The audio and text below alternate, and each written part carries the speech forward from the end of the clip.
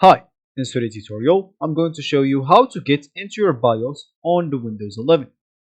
So the first thing that you would like to do is just go and open your PC. Of course, this contains the Windows 11. And of course, if you're a Windows 10 user, you can just go into your settings and upgrade into Windows 11 right now and for free.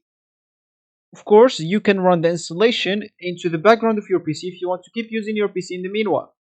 But your PC might be a bit slower, but it's not going to be a big problem, especially if you have a good PC.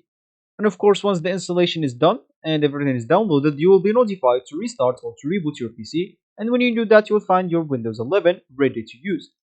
Of course, upgrading from Windows 10 into 11 will not delete any files, any personal files, or any apps. So don't worry about that. Everything will be there.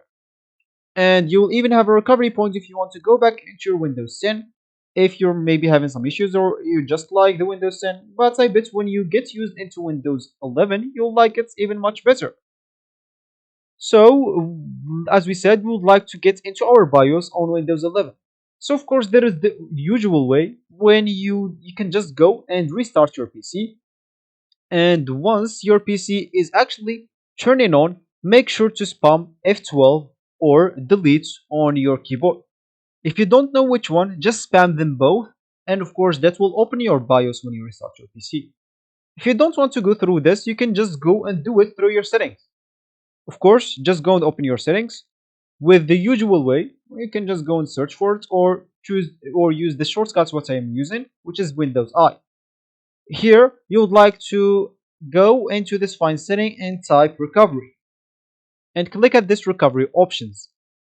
Once you are here, make sure to go into this advanced startup and click at restart now. And as you can see, this will restart your device to change startup settings, including starting from a disk or USB. That means it will open your BIOS. So that's actually for this tutorial. I hope you like it. Thank you guys for watching. Goodbye.